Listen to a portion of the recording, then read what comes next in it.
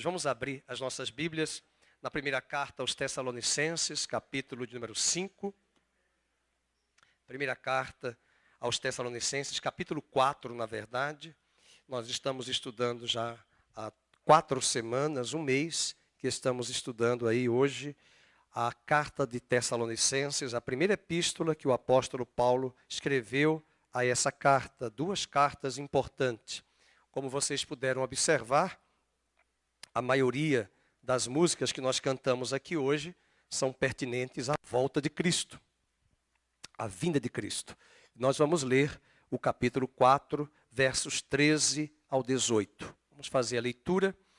Não queremos, porém, irmãos, que sejais ignorantes com respeito aos que dormem, para não vos entristecerdes como os demais que não têm esperança.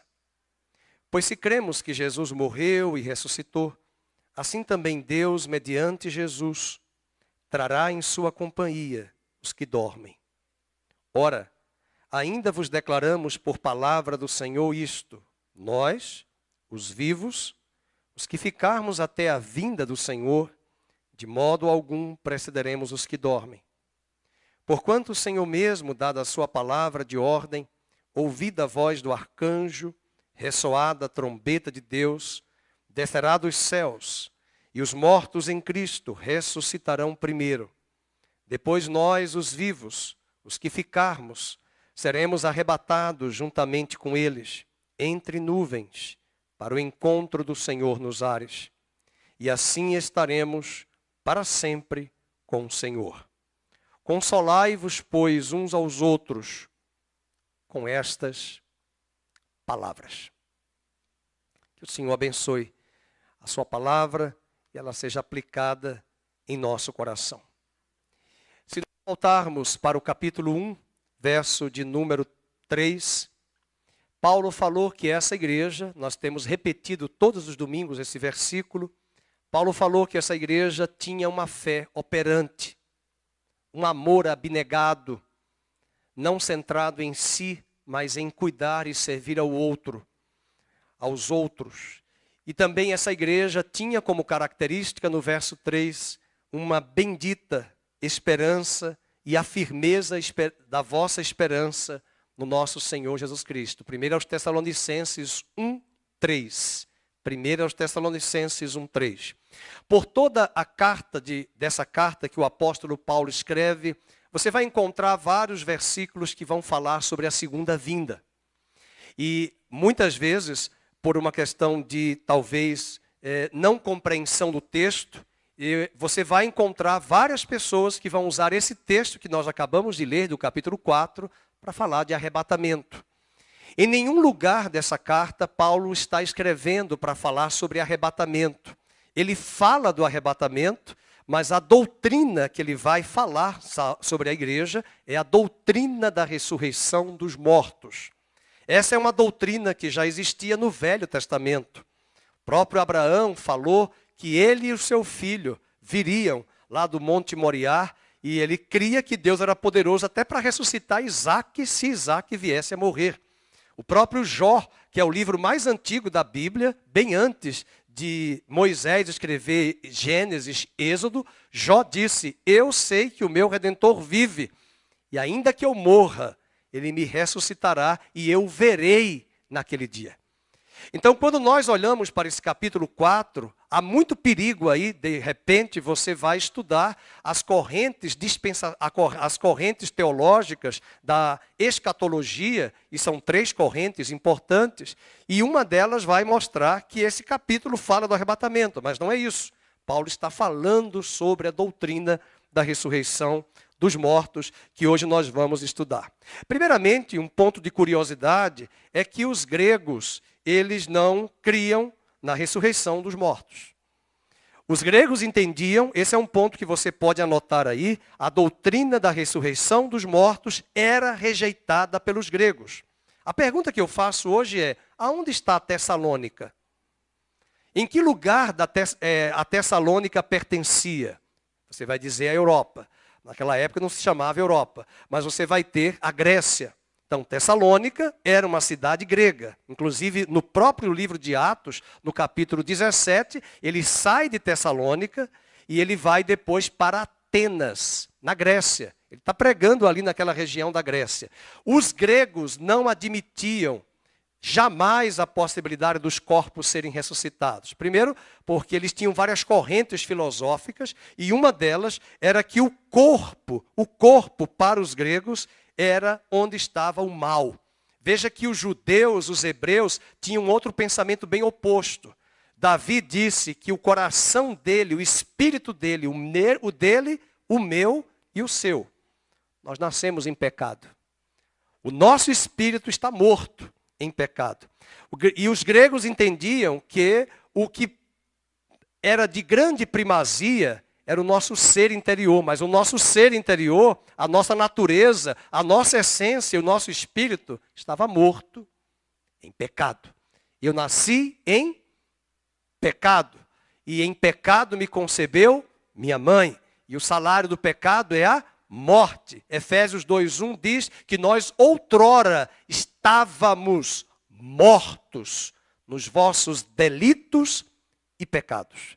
Essa é a natureza nossa humana. Os gregos achavam que o mal não estava no espírito.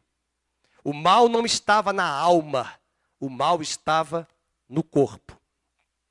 E esse corpo era um verdadeiro claustro, uma verdadeira prisão para eles, porque o que era de bem supremo era a alma para eles. E o corpo era o mal.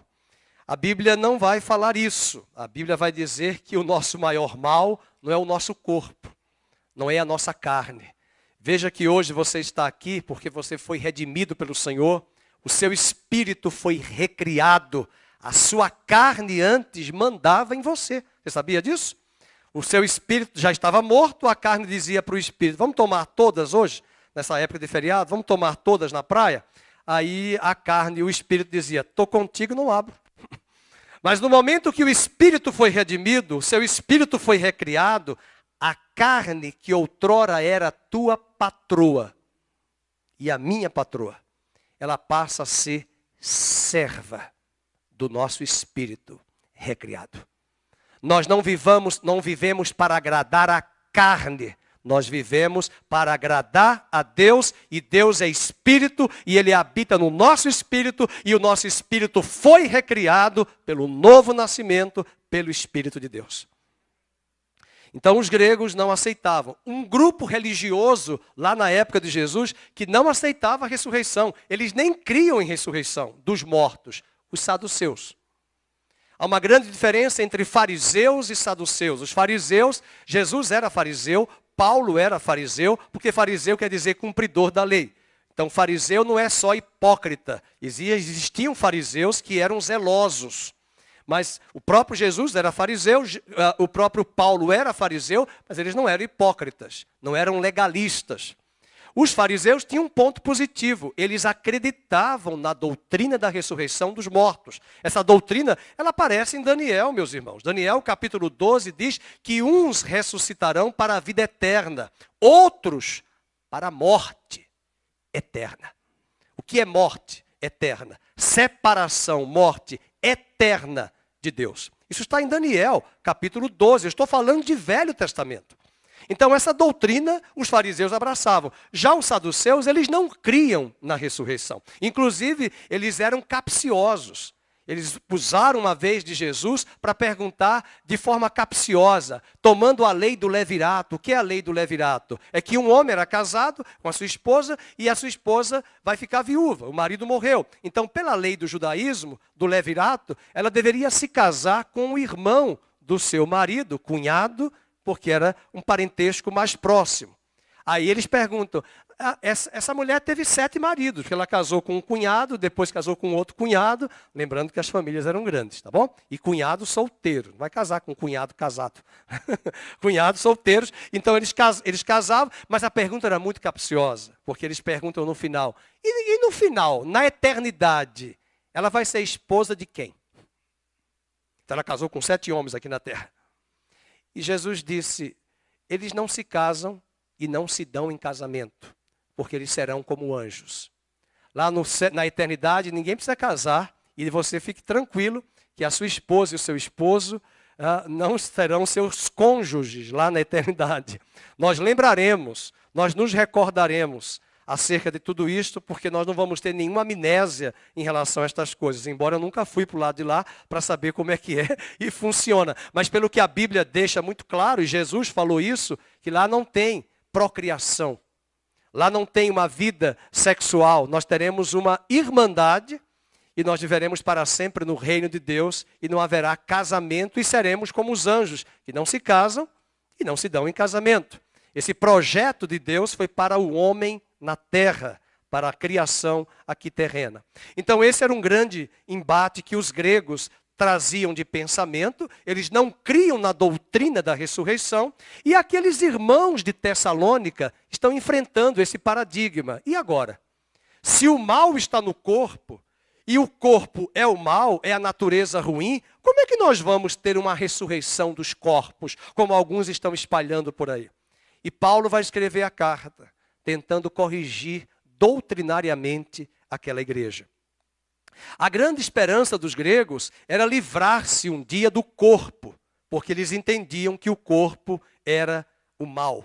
E eles defendiam a destruição do corpo. Veja que isso é uma coisa perigosa. Essa doutrina grega que segue, ela chega até hoje em alguns grupos religiosos no Brasil. Nós temos 2 denominações chamadas cristãs que pregam que haverá, uma delas não é cristã, uma é, a outra não vou citar nome, estamos ao vivo, senão podemos ser derrubados no YouTube, mas quando nós temos essas doutrinas, você vai encontrar que um deles acredita que o espírito do homem, o corpo do homem, serão aniquilados. O que é ser aniquilado? Destruídos. Mas não existe isso. Salomão escreveu em Eclesiastes, capítulo 12, verso 7, que o corpo vai voltar para a terra, mas o espírito vai voltar para Deus que o deu. Então, espírito nenhum será aniquilado.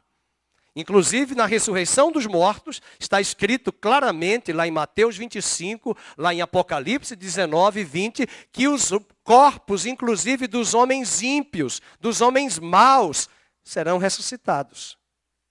E os livros serão abertos, e as obras de cada um serão manifestas e reveladas. Alguns acreditam, esse é um problema da corrente dispensacionalista, que acredita que haverá 2 ressurreições, uma no intervalo da outra, 1 milênio. Mas não existe respaldo bíblico para isso. As 2 ressurreições acontecerão na segunda vinda de Cristo.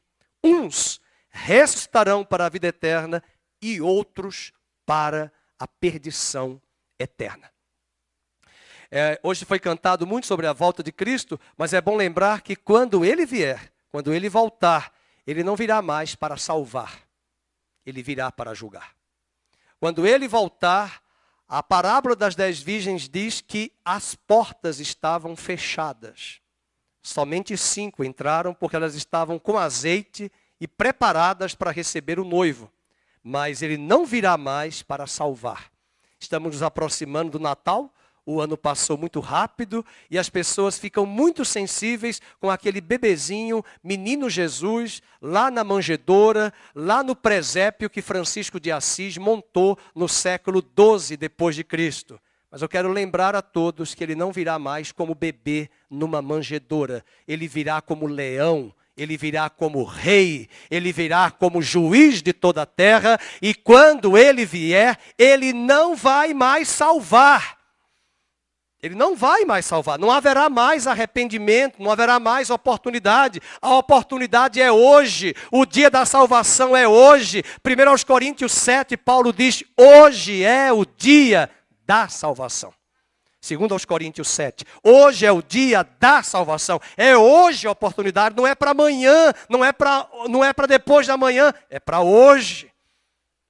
E ele está às portas, e ele não virá mais na manjedoura. E ele não virá mais como ovelha muda para o matadouro. Ele virá como leão da tribo de Judá. A segunda lição que nós aprendemos aqui é que a ressurreição de Cristo é a garantia da nossa ressurreição. A ressurreição de Cristo é a garantia da nossa ressurreição. Voltemos para o capítulo 4, verso número 13. Existem muitas pessoas ignorantes em relação a estas coisas. Paulo está escrevendo a carta porque muitas dessas doutrinas, elas não estavam bem trabalhadas. Até porque, meus irmãos, ele só ficou 3 sábados em Tessalônica. Ninguém consegue sedimentar uma igreja doutrinariamente em 3 semanas. Eu estou dando risada porque alguns já devem ter dicho, eu já estou 50 anos na igreja. 40, 30. Eu conheço pessoas que têm mais de 40, 50, 60 anos de igreja. Elas não sabem explicar nada acerca da doutrina, das doutrinas fundamentais de Cristo. Como dizia um jornalista, isso é uma vergonha. É uma vergonha um protestantismo existente no Brasil, que as pessoas não sabem explicar o que é a justificação pela fé.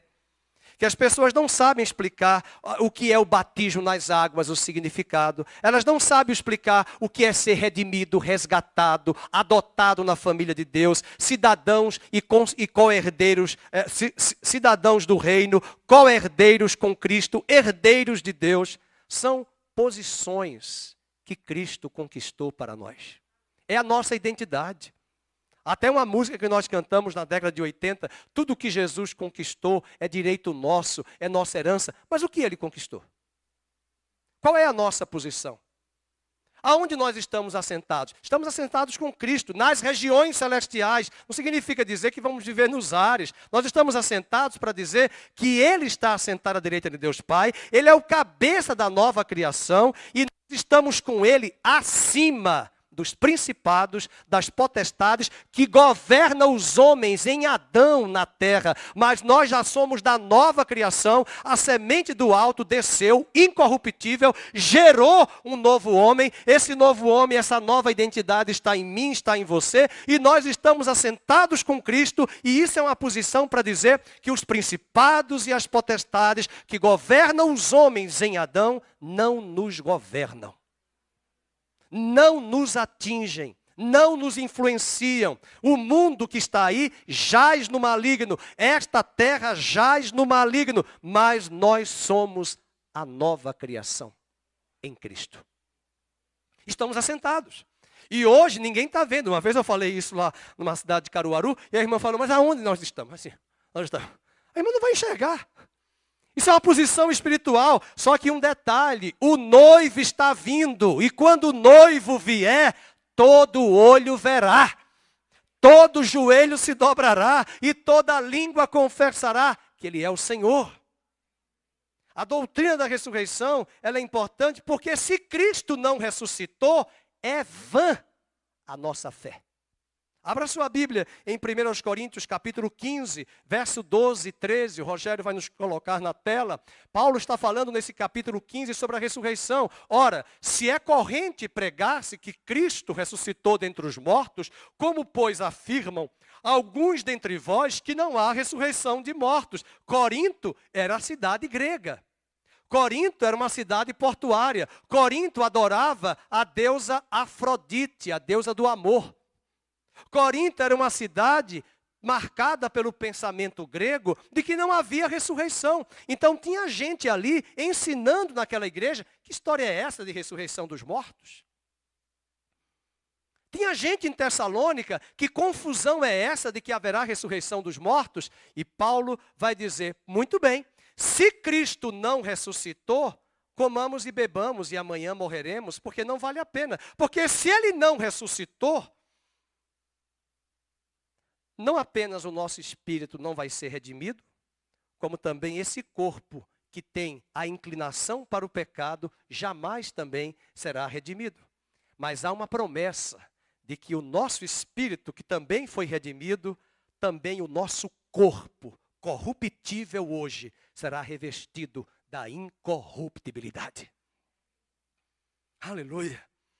A Bíblia diz que quando Ele voltar, a morte vai ser destruída cabalmente.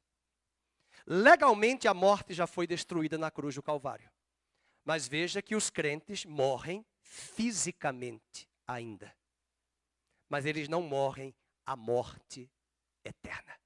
Eles não enfrentam a morte eterna. O que é morte? Separação. Mas quando Ele voltar, Ele vai destruir a morte física, a morte espiritual, na prática, a morte eterna, porque a morte, veja comigo, será afastada da criação de Deus, da nova criação, e essa morte será lançada no lago de fogo e de enxofre. E nunca mais a morte tocará a criação de Deus. Você fica triste quando você perde um parente. Você fica triste quando você perde sua mãe, seu pai, seus filhos. Você fica triste quando você perde até um animalzinho de estimação na sua casa. A morte não foi projeto de Deus. A morte também, meus amados, não é o fim. Haverá um fim para a morte. E aqueles que seguiram o pecado e não deram crédito ao Evangelho, a Bíblia diz que esses também serão lançados no lago de fogo de enxofre, juntamente com a morte. E quando isso acontecer, Paulo diz em Coríntios, nesse mesmo capítulo, tragada foi a morte na cruz. O aguilhão da morte é o pecado, e o pecado, a morte, o diabo, seus principados, todos serão lançados no lago de enxofre e nunca mais tocarão na criação de Deus. Deixe-me dizer uma boa notícia: não haverá mais choro. Vai dizendo amém. Não haverá mais angústia, não haverá mais dor de hérnia, não haverá mais sofrimento, não haverá mais tribulação, não haverá mais gemidos, não haverá mais desespero, porque a morte não tocará a criação de Deus. Não tocará a criação.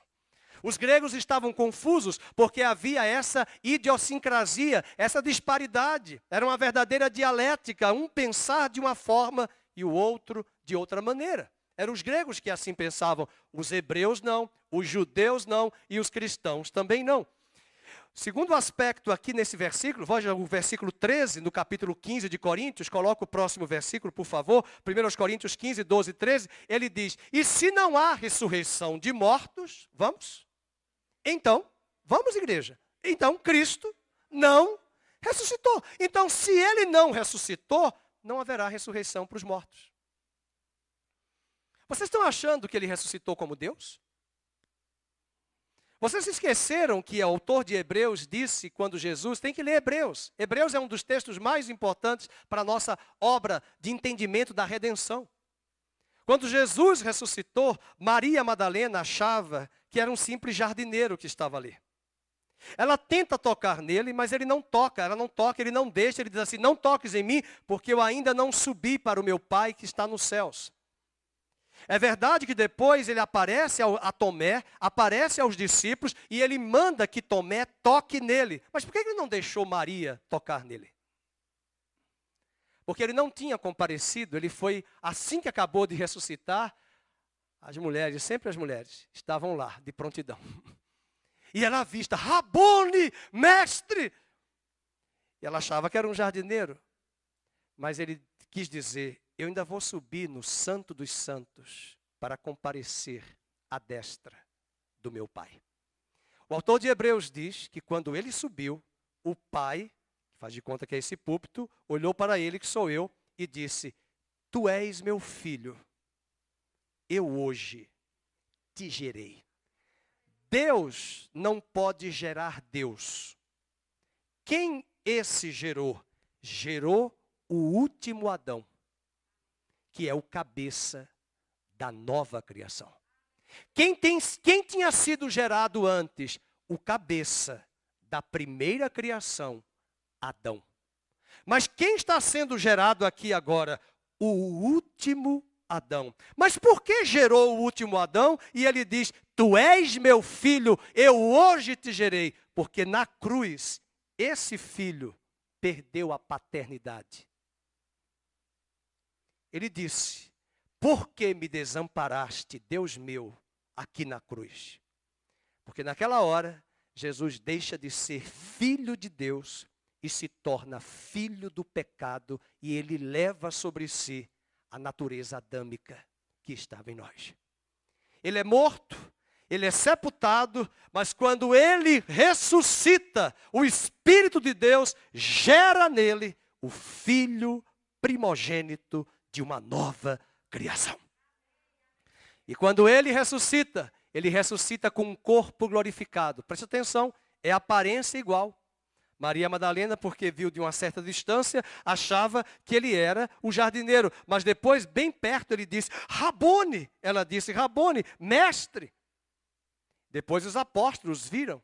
Mais de 500 testemunhas, uma única vez, viram Jesus em um dos montes. Apareceu após a ressurreição. Inúmeras testemunhas verificaram, entenderam que ele era o Cristo ressuscitado. Entretanto, quando ele recebe o comando do Pai, tu és meu filho, eu hoje te gerei, o Pai diz agora em Hebreus, tudo isso está em Hebreus 1, vai, desce à terra outra vez. E quando ele desce, vamos lembrar da cena, você tem que juntar vários textos, ele entra no cenáculo com os apóstolos e faz assim. Recebei o meu Espírito. João capítulo 20. Como o Pai me enviou, eu vos envio. E Paulo vai dizer nesse capítulo 15. Assim como o primeiro Adão recebeu o sopro e tornou-se alma vivente, o último Adão já desceu e está soprando na terra sobre aqueles que estavam mortos em Adão. E levante a mão quem estava morto em Adão, que agora foi vivificado no Espírito. Levante a mão quem foi vivificado no Espírito. O Espírito soprou, a natureza de Filho de Deus foi gerado em você e a semente incorruptível está aí. E um dia esse corpo incorruptível será revestido da incorruptibilidade. A salvação é um processo, ela é redenção para o nosso espírito, é restauração para a nossa alma, psique, e o nosso corpo será o ápice da glorificação. O nosso corpo será glorificado, revestido pela imortalidade. Essa é a esperança. Alguém pode entrar nesse ambiente e ouvir a nós no YouTube e dizer que isso é utopia. Mas Paulo vai dizer no capítulo 4 de Coríntios, de Tessalonicenses, voltemos para lá, no versículo 13, que os demais homens não têm esta esperança. Veja o verso 13. Não queremos, porém, irmãos, que sejais ignorantes com respeito aos que dormem, para não vos entristecerdes. Acharam aí? 4:13, está na tela. Para não vos entristecerdes. Como quem? Como os demais. Que demais? Os pagãos. Há uma diferença muito grande quando você vai para um velório de uma família que está afirmada em Cristo. Meu sogro fazia velório quando ele era pastor. E ele dizia que teve um velório que ele teve que mandar fechar o caixão logo, porque as pessoas queriam levantar o defunto de tanto choro. Agarra o defunto, beija o defunto, abraça o defunto, pega o defunto. E a pessoa faz um choro, uma festa. Meu Deus, perdeu, é o fim do mundo. Não. E tem certos velórios que nós vamos. Que a viúva perdeu o marido. Ela chora, ela sorri, ela chora, ela sorri. Não sorriu porque ele partiu. Porque ela vai se encontrar com ele. Ela vai se encontrar com ele. Quantas vezes você vai encontrar em velório, e a gente que vai para muito velório, para sepultamento, a gente vive essa realidade. É o desespero, é o caos. As pessoas ficam opressas. Eu também já perdi parentes e perdi irmãos que eu não gostaria de perder em Cristo, mas vamos encontrar com eles na eternidade. Estamos tristes, porém não abatidos. Abalados, porém não destruídos, disse o apóstolo Paulo. Então essa é a segunda lição. Se Cristo não ressuscitou, então não vale a pena. Então na ressurreição, você pode anotar aí nesse segundo tópico, nós temos dois elementos do nosso corpo. A continuidade e a descontinuidade. Por que continuidade e descontinuidade desse corpo? Veja, é contínuo porque Maria Madalena olhou para Jesus e o corpo era o mesmo. Aparência de, mas descontínuo. Porque não é mais corruptível, é incorruptível. Então você tem o elemento da continuidade e da descontinuidade do corpo. Porque é a aparência do corpo terreno. Mas a integridade desse corpo, os elementos desse corpo não tem mais poder ali para a morte. O corpo não tem a morte, é incorruptível. E essa é a bendita esperança. E Paulo diz que essas pessoas pagãs, no verso 13, não têm esperança. E esse corpo novo, tem até uma música aí de uma dupla que cantou na década de 2090, é imortal, é incorruptível, vai dizendo amém, é poderoso, é um corpo glorioso, é um corpo espiritual, é um corpo celestial. Está difícil hoje tirar amém da igreja. Estão preocupados com o feriado? Ele é um corpo imortal, é um corpo incorruptível, é um corpo novo, é um corpo poderoso. Irmãos, é poderoso demais esse corpo. Vai passar pelas paredes. Até a irmã ficou assustada. Nossa, pois é, Jesus comeu Macfish, pão e peixe. Passou pelas paredes. Não entrou pela porta. Chegou. Você vai ter esse corpo. Não vai ser bom?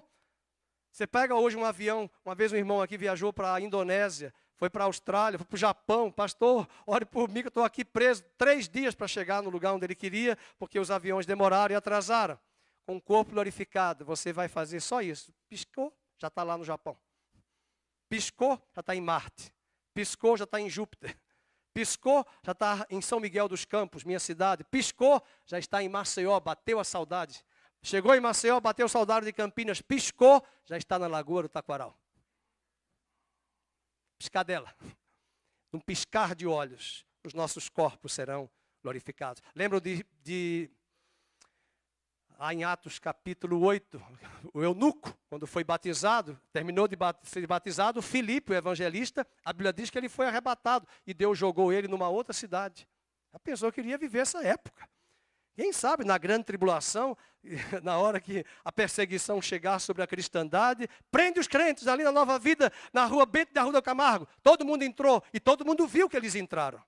Aqui entrou, tem ninguém. Cadê eles? Estão todos transportados, arrebatados, lá para a cidade de Maceió. Mas cadê? Eu vi 80 pessoas entrando aqui. Você viu, eles foram arrebatados. Isso é um outro tipo de arrebatamento, mas é proposital para fazer a obra, porque a Bíblia diz que ele mal acabou de batizar, o Espírito do Senhor arrebatou, trasladou. Ele não foi para o céu, ele foi para uma outra cidade. Então já existia trem-bala, homem-bala. Deus o levou rapidamente, o homem do fogo. Né? Perdoa aí os Vingadores, né? Já apareceu aí o homem do fogo, o homem The Flash e o homem-bala. Então, esse corpo nós teremos, parece utopia, mas não. Terceira lição que aprendemos aqui, a ressurreição dos mortos se dará na segunda vinda. Guarde isso. A ressurreição dos mortos se dará na segunda vinda. É interessante que Paulo vai usar uma palavra muito forte em grego, keleusma, que quer dizer comando, ao comando de Deus, ao sonido de Deus. É um comando que um oficial dá aos soldados, é um comando que um capitão dá aos remadores do navio. É um comando, é a ordem de Deus que vai estabelecer isso. Nós não sabemos que dia é esse. Nós não sabemos o mês, o dia da semana e a hora. Mas esse comando virá de Deus.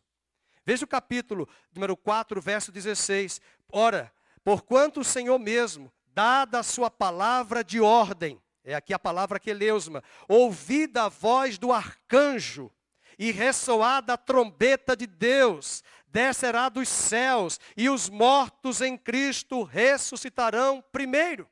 Isso abalou os tessalonicenses, porque os tessalonicenses estavam em dúvida, porque os gregos diziam que não existe ressurreição, porque o mal está no corpo.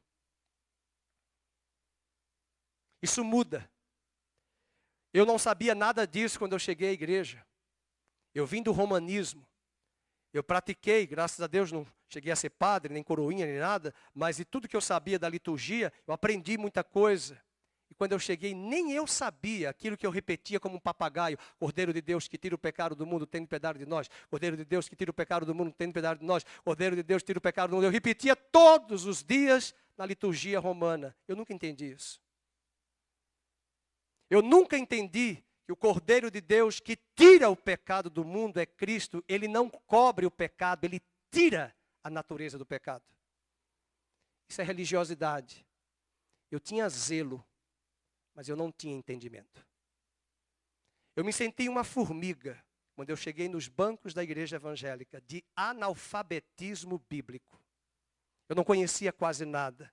Eu encontrei jovens na igreja local que eu cresci em Maceió, que tinham um conhecimento bíblico superior, com 20, 18, 19 anos. Gente que cresceu nos bancos da igreja, conhecendo as sagradas letras, as sagradas escrituras, que sabiam das doutrinas. Eu me senti um anão, um nanico. E aqui, com muito respeito, deu uma inveja santa. Não tem inveja santa. Porque na minha concepção, eu com 20 anos de idade, o que tempo eu perdi de tantas coisas que até hoje eu leio as Escrituras Sagradas, choro e até beijo a Bíblia quando eu termino de ler, pelas revelações da palavra e pelo plano de Deus tão bem descortinado e traçado para a nova aliança. Há uma igreja hoje contemporânea que está atrás de dente de ouro, show, cair, pular, dançar, mas eu entendi que o culto a Deus é muito simples. Oração, adoração e examinar e estudar as Escrituras. Quer conhecer o caráter de Deus? É preciso ler a Bíblia. É preciso estudar a Bíblia. Paulo se encontrou com Timóteo e disse que ele, Timóteo, conhecia as sagradas letras desde a sua tenra infância, que a sua avó Lóide e a sua mãe Eunice ensinaram. Paulo pega Timóteo, tira ele daquela visão do judaísmo e transporta ele para o paradigma do cristianismo. Porque o cristianismo, por extensão, vem do judaísmo. E Jesus disse, a salvação vem dos judeus. Mas Timóteo não tinha o entendimento e Paulo dá a ele o entendimento. E que gostoso foi ser discípulo de Paulo e acompanhar aqueles ministérios, aquelas viagens missionárias e estudar essas doutrinas que hoje estão nas cartas, que nós podemos estudar e compreender. Queridos, eu já enfrentei casos de velório de uma irmã de uma grande igreja aqui na nossa cidade, que a sua mãe morreu de câncer, e ela perguntou para mim chorando, pastor, onde está a minha mãe? Eu respondi com amor.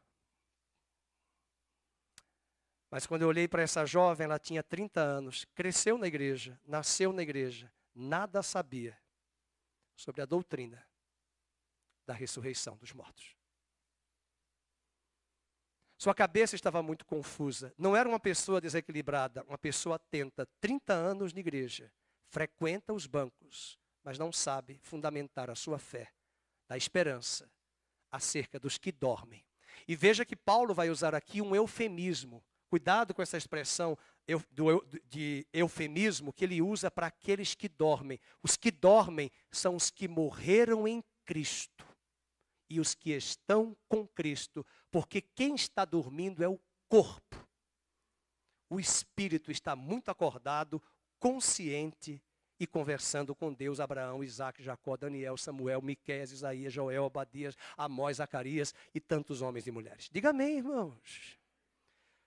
O rico e o mendigo morreram, e o rico viu de longe Abraão, e Abraão batendo papo, cafezinho, pão de queijo com o mendigo. Lembrou-se da família. Ninguém está dormindo, está todo mundo acordado, está todo mundo consciente. E o rico estava do outro lado. E ele viu de longe, mas havia um grande abismo entre eles. E ele diz, pai Abraão, permite. Então quem é que está dormindo? É uma figura, é um eufemismo. Todas as vezes que aparece, os que dormem em Cristo, os que dormem são os que eram crentes, que morreram, seus corpos foram sepultados, mas os seus espíritos voltaram para Deus, e quando a trombeta tocar, eles serão os primeiros a ressuscitar. E agora vem a complexidade, porque as pessoas aprenderam, e alguns de vocês devem ter aprendido, mas é errado. Não vou nem pedir para levantar a mão, porque vai ser difícil arrumar a cabeça depois, mas Deus arruma. É que muita gente aprendeu assim, que Jesus vai arrebatar a igreja 7 anos antes, e aí Israel fica, já tem um grande erro, porque Deus não tem 2 povos, Deus não tem igreja em Israel, Deus só tem um povo. E aí a igreja sobe 7 anos, lua de mel, depois Cristo vem. Isso não existe na Bíblia. Isso está errado. Se você ler o texto, não precisa nem estudar hermenêutica. Você já vai olhar no texto que ele está falando até a crase. Veja o verso 15. Ora, ainda vos declaramos por palavra do Senhor isto, nós os vivos, A geração da época de Paulo, como se fosse a nossa hoje. Nós, os vivos, os que ficarmos, leiam aí e vejam a crase, até aonde? Os que ficarmos até aonde? Aí não tem arrebatamento. É até a vinda. Até a. Tem crase na sua Bíblia? Tem crase? Tem crase. É para ter crase. Até a vinda. Até a vinda. Até a vinda. Não é o arrebatamento. Só que na hora em que ele vier, ele vai ressuscitar os mortos, que já morreram com Cristo. E os que estiverem vivos, quem sabe hoje à tarde, ou amanhã, ou daqui a 10 anos, só ele sabe. Eu tive até um susto.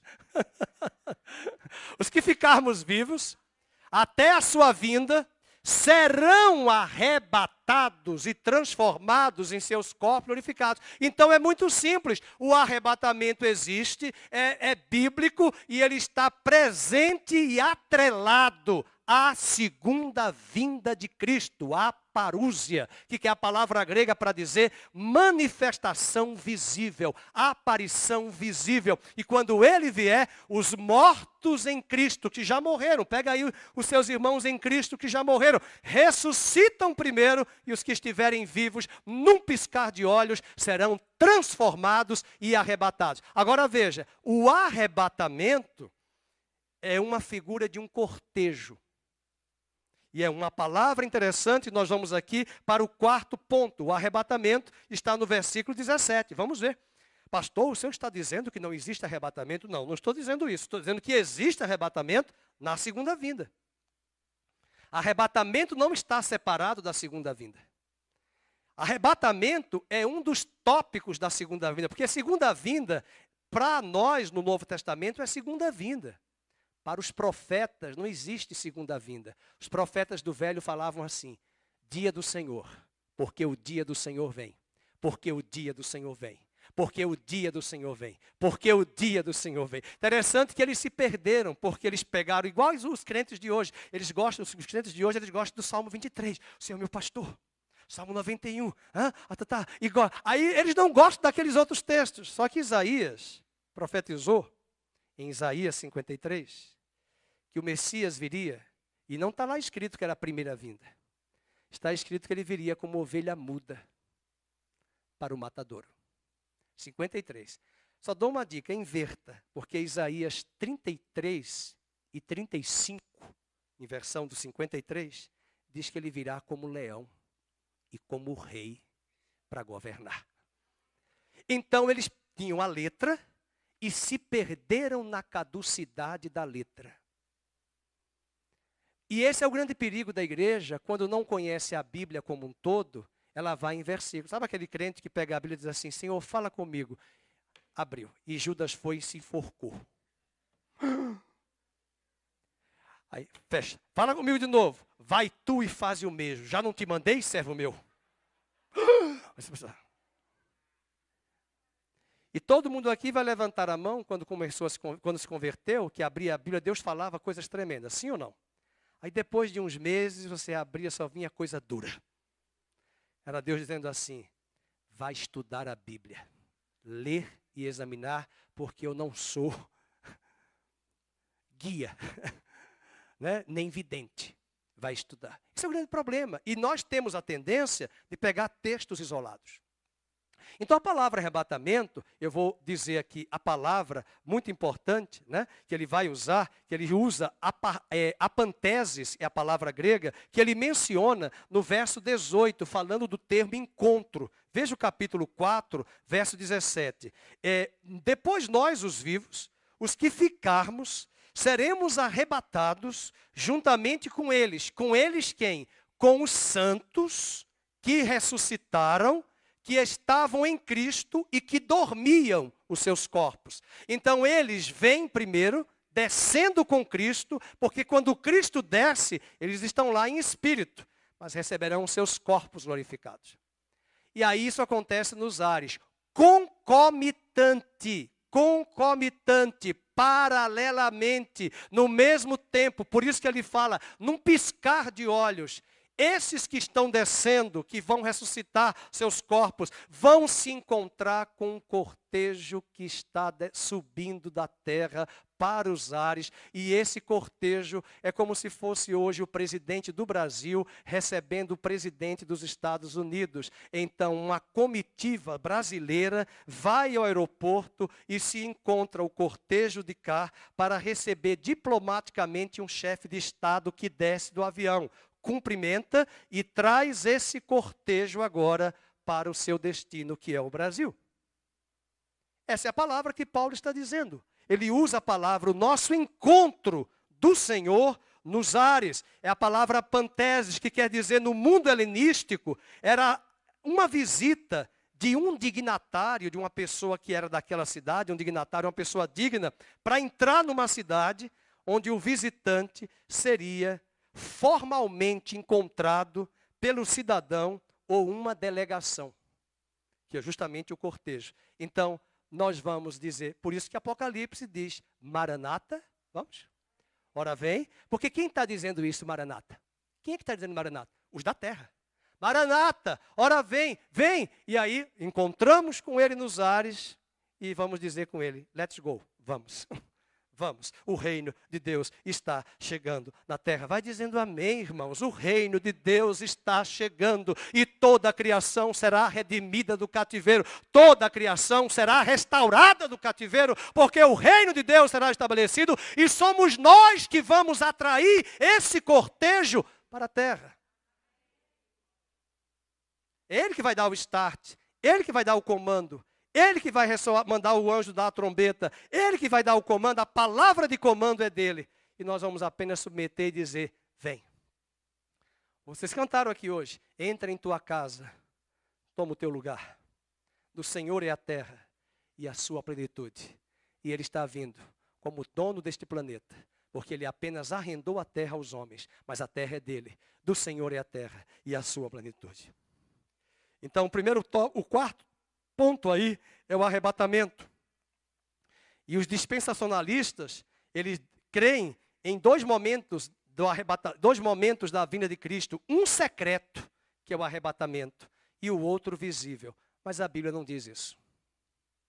A Bíblia diz que até a vinda, nós aguardamos ele. E quando ele vier na sua vinda, o arrebatamento acontecerá rapidamente, num piscar de olhos, estaremos com ele para sempre. Veja o versículo 17. E assim estaremos para sempre com o Senhor. Lá é dito na outra corrente que vai ter lua de mel de 7 anos. E uma vez um motorista de ônibus olhou para mim e falou assim, esses crentes são loucos. Ele não sabia que eu era pastor. Porque ele viu uma placa, em caso de arrebatamento, esse carro vai ficar desgovernado. No carro. Alô? Uma propaganda no carro. Em caso de arrebatamento, esse carro ficará desgovernado. Sabe o que o motorista falou? Ele falou, esse povo é crente? Eles só pensam na desgraça dos que ficam, né? E eles vão embora e a desgraça fica. Mas a Bíblia não diz isso. Eu falei para ele, não é assim não. E eu estou aqui hoje para dizer para o Senhor que o Senhor precisa ir também. Só que ele não vai vir dessa forma. Não vai ter nada de carro desgovernado. A sua vida já está desgovernada e a minha também. Mas nós vamos receber a Cristo. E os que estiverem em Cristo não enfrentarão a condenação, não serão banidos da presença do Senhor, se encontrarão com Ele. Então não tem esse arrebatamento que eles estão dizendo que o trem vai ficar desgovernado, que o carro vai ficar desgovernado. E eu lembro que nós cantávamos essas músicas nos hinos das igrejas, estão lembrados, né? E quando ele vier e vai acontecer, e eu ficava pensando na minha adolescência, meu Deus do céu, o trem vai perder a pessoa que comanda, o avião, o navio, vai bater tudo, vai acabar com tudo. Mas não é isso. Isso foi uma conjectura do movimento lá, Deixados para Trás, do Left Behind, que depois fez a literatura, dizendo, ó, Left Behind, Deixados para Trás. Uma série de ficção. Isso é ficção. Essa corrente dispensacionalista, ela surgiu no século XIX, finalzinho do XIX, começo do XX, e deixou para trás 1.900 anos de uma doutrina que a cristandade pregava, a ressurreição dos mortos. Eu vim do romanismo, hoje eu estou falando muito disso. Vamos ler o credo? Credo não é reza. Credo é o momento que o padre, na liturgia, pede para os fiéis dizerem, porque credo em latim é a conjugação do verbo crer. Eu creio. Você crê em quê, Lucas? Você crê em quê, Lucas? Você é romano? Ok. O que é que você crê? E quem fez o credo foi os apóstolos. Tem um livrinho chamado Didaquê, até em PDF. Lá tem as doutrinas dos apóstolos. O que é que nós cremos? Creio em Deus Pai Todo-Poderoso, Criador dos céus e da terra. Diga amém.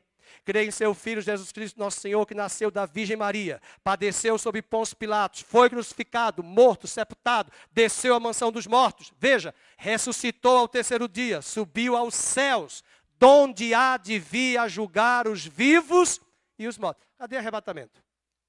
Onde é que tem arrebatamento aí? O arrebatamento está presente na vinda dele. Donde há de vir a julgar os vivos em Cristo e os mortos.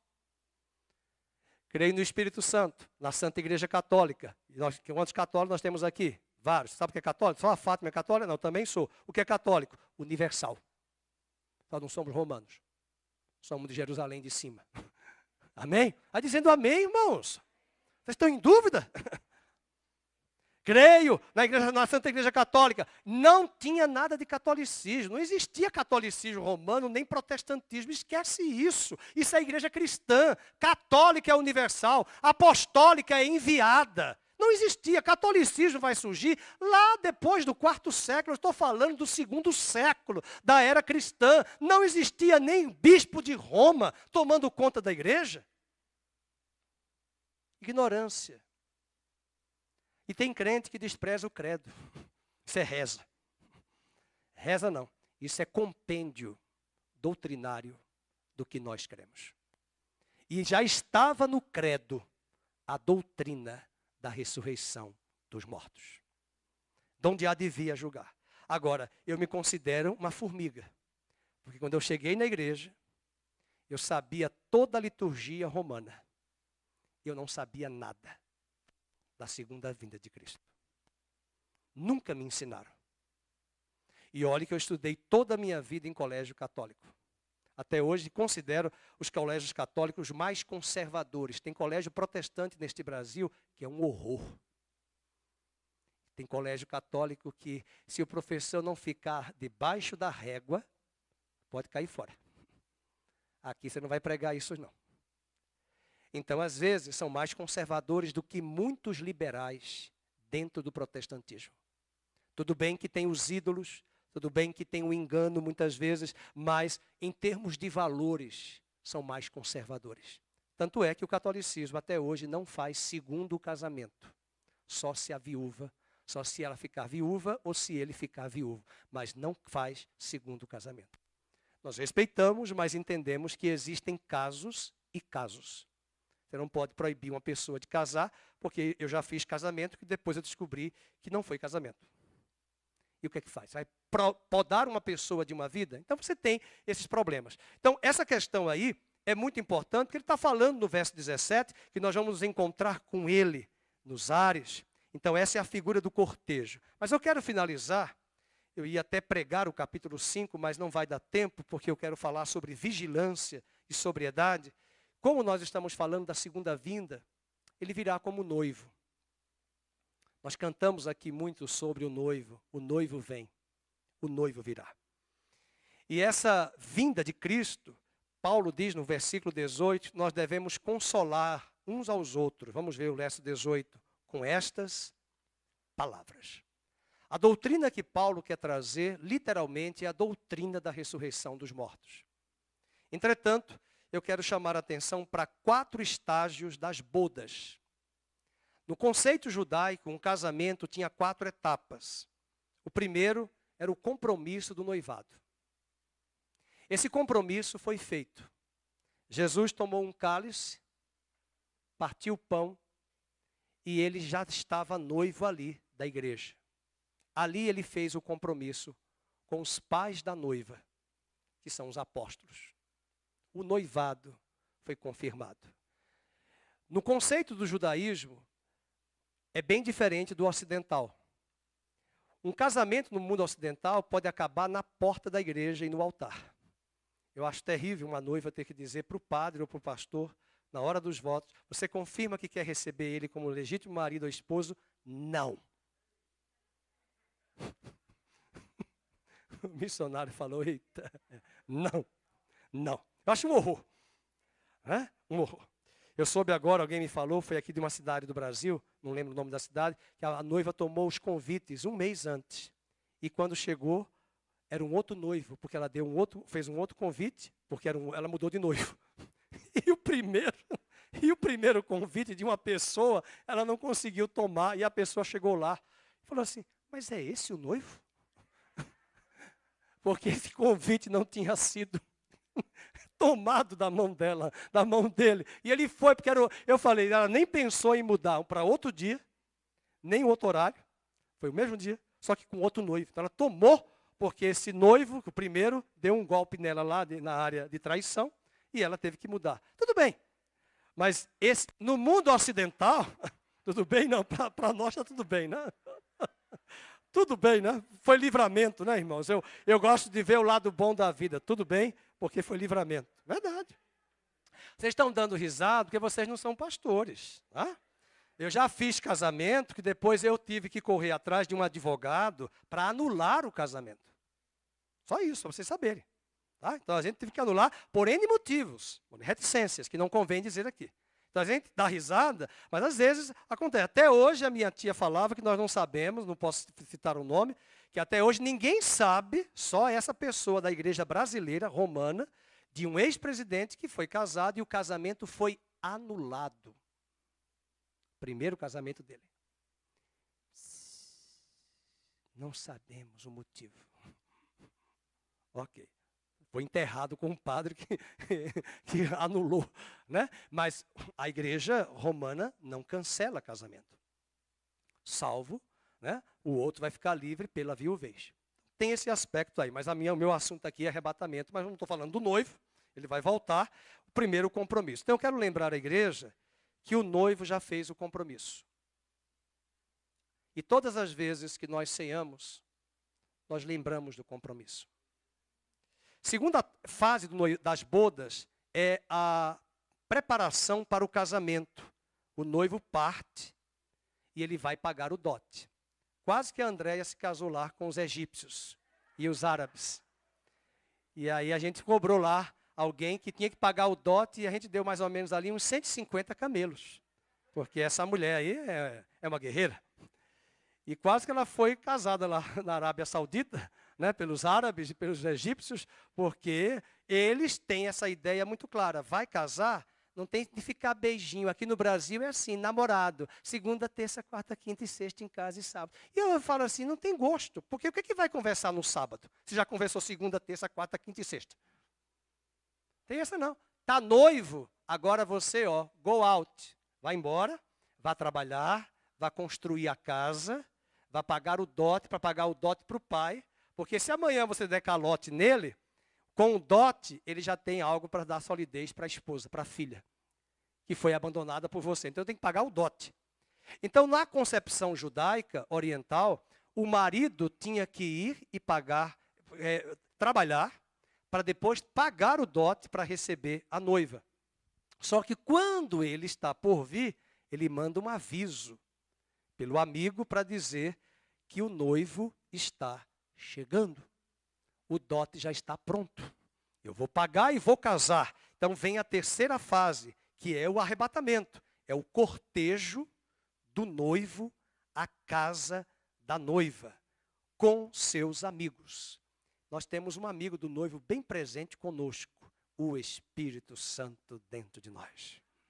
E o Espírito está dizendo o tempo todo, Maranata, ora vem. Ele está vindo, prepara-te que ele está vindo. Ele está preparando tudo, ele está vindo. Então essa é a terceira fase. O noivo vai mandar um cortejo à frente dele para preparar a família da noiva e dizer, ele está chegando, ele já está no caminho, ele já está vindo.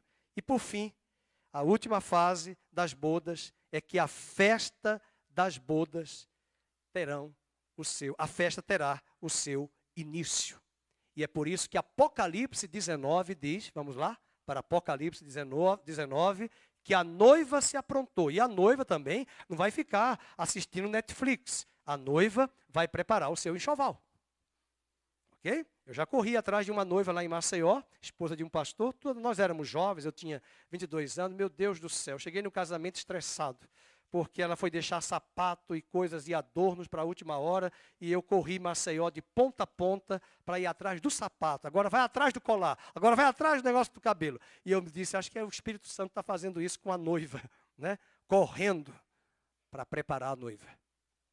E ela deixou para a última hora o sapato para entrar no altar. E vai eu, na Fernandes Lima, lá em Maceió, no engarrafamento, pegar sapato de noiva, pegar gargantilha, adorno, tanta coisa lá, vestido. Agora é o cabelo, agora é o pé, agora é a mão. Corre daqui, de 9 da manhã até 7 da noite, carregando essa noiva. Porque eu era amigo do noivo. E o noivo me pediu, faz isso. Então estou eu carregando a noiva para todo que é lado. Porque ele não podia fazer isso, porque ele é o noivo. E eu tinha que levar a noiva. E eu falei, olha aí a figura do Espírito Santo. Na prática eu vivi o entendimento do que é o papel do Espírito preparando a noiva até hoje. E eu falei de joias, eu falei do véu, do sapato, e eu queria dizer que todos esses adornos, metaforicamente, são os dons, os talentos que Deus deu a cada um. Os adornos. Um canta, um prega, um toca, um serve na diaconia. Um está na mesa de som. Todo o corpo está sendo edificado, mas o Espírito distribuiu os dons a cada um. Você é capaz de reconhecer hoje de manhã os adornos do Espírito, o dom do Espírito na vida do seu irmão que está do seu lado? Essa semana eu vou pedir que elas fiquem de pé. Eu visitei 2 irmãs, 2 senhoras. Vou pedir que elas fiquem até para honrá-las. A irmã Maria Aparecida, que morava em São João do Meriti. Veio essa senhora aqui, mais magrinha aqui, ela veio de fevereiro morar aqui em Campinas, mora aqui na mansão, nas mansões Santo Antônio, aqui nesses apartamentos, e ela veio, só tem um filho, o filho dela mora aqui perto, e ela veio. Uma história linda de vida. E ela, a irmã Maria das Dores, mas eu vou chamar só de Maria, né? Mas a Maria, ela, como é que eu diria agora? Porque é assim, a filha da irmã Maria, essa aqui do lado esquerdo, casou-se com o filho da irmã Maria Aparecida. E eu estava olhando os dons. As duas trabalham, ela veio da Igreja Batista, vai se membrar aqui na nossa igreja. A irmã Maria das Dores vai voltar no dia 23, não é isso? Para o Rio de Janeiro. Acho que ela queria ficar aqui conosco mais tempo, né? Ela está gostando muito, mas ela vai ter que voltar. Mas ela fez pastel para o pastor comer de frango, né? Caseiro. Fez tudo, sabe aquela culinária, e ela é mineira, não é isso, irmã? A irmã é de Minas? A irmã é de Minas, não? Ela é mineira, mas a culinária dela é mineira, né? Mas eu estava olhando os dons espirituais, e a irmã Maria Aparecida trabalhou anos no artesanato da Igreja Batista, faz muita coisa de artesanato. Falei, irmã, o ano que vem a gente vai ter artesanato com as mulheres aqui, e a irmã vai trabalhar. Olha os dons que Deus deu. E elas vêm a pé, vêm aqui a pé, atravessam essa avenida aí toda, vem para cá e volta, e querem vir à noite. Eu falei, irmã, se não tem enviar ninguém para trazer a irmã, para levar a irmã, eu levo a irmã de volta. Ela quer vir à noite, porque às vezes é escuro, é sombrio, ali os caminhos. Então veja, 2 pessoas que Deus está trazendo, que têm dons, que têm dotado de dons, e nós devemos reconhecer os dons que Deus deu aos nossos irmãos. Pode sentar, querida, muito obrigado, tá bom? Deus abençoe. E ela faz bolsa de tecido, né? Falamos até de fuxico, não de fuxico de fofoca. Quem foi da época de coxa de fuxico? A irmã Lígia vai lembrar. Coxa de fuxico. E elas fazem coxa de fuxico. Eu mostrei lá no celular, ó, R$ 2.700 uma coxa de fuxico no Rio Grande do Norte. E a irmã faz fuxico.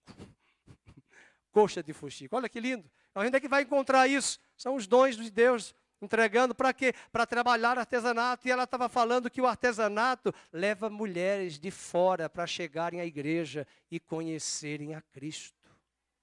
Amém, queridos? Posso ouvir um amém? Então isso é dom, isso é o Espírito Santo adornando a igreja. E o capítulo 19 de Apocalipse, vamos ler o que diz o texto. A noiva já se ataviou, versículo 7, vamos ler. Alegremo-nos, exultemos, demos-lhes a glória, porque são chegadas as bodas do Cordeiro, diz amém. Cuja esposa, a si mesma, a noiva já se ataviou. Pretérito perfeito, isso significa que é passado, a noiva já está pronta.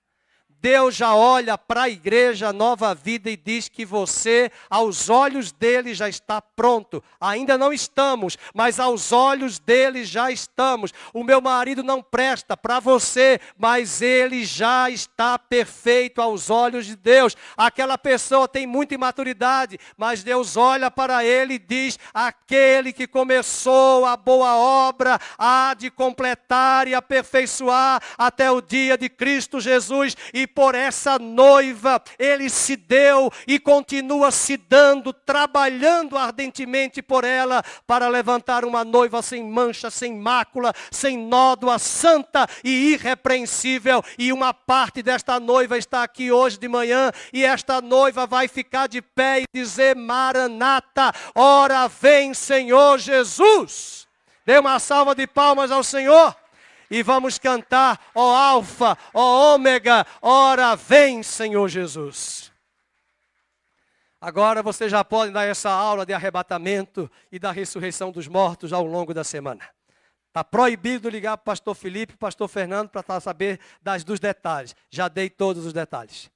Amém? Então você já conhece e nós temos essa bendita esperança. Eu estava olhando para o Lucas, perdeu o pai dele, eu perdi minha mãe com 9 anos. Vamos encontrá-los. Vamos encontrá-los. Quantas pessoas que partiram. Eu sou muito saudosista.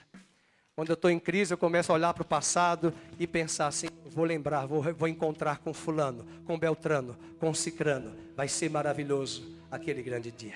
Vamos orar. Levante a sua mão direita. Vamos orar pela igreja. Pai, nós queremos te pedir, enquanto o ministério aqui se prepara, nós queremos orar para que o Senhor comece a tirar o engano da igreja brasileira. Comece a tirar o véu da religiosidade, o véu da cegueira, o véu da incredulidade. Nós não podemos ser como os pagãos que não têm esperança. Nós temos esperança. Nós temos esperança. O contrato de casamento já foi assinado. O noivo já fez o compromisso com a noiva. O noivo está preparando todas as coisas. E nós estamos preparando o enxoval. Nós queremos nos encontrar contigo, Senhor. Nós queremos viver para a eternidade. Nós não somos deste mundo. Nós oramos agora: tira de nós aquelas seduções deste mundo. Tira dos jovens, tira dos casados, tira dos solteiros, esse apego ao mundo, esse apego às paixões do mundo. A tua palavra diz: não ameis o mundo, nem as coisas que no mundo há, mas porque tudo que há no mundo, estas coisas passarão. A concupiscência da carne, a concupiscência dos olhos, a soberba da vida. Senhor, livra-nos do engano, livra-nos da sedução de Sodoma e Gomorra. Levanta anjos, como o Senhor levantou para Ló.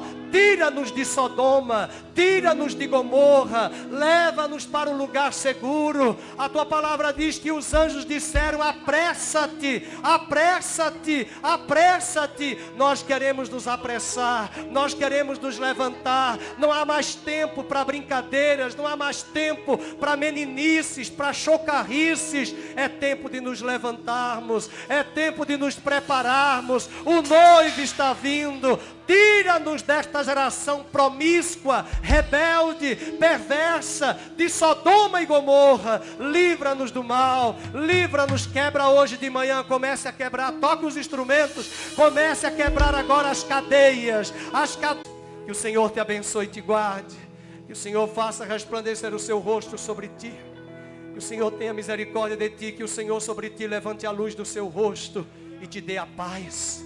E que o amor de Deus, a graça de Cristo, a consolação do Espírito Santo permaneçam sobre todos, hoje e sempre, no nome de Jesus. Amém.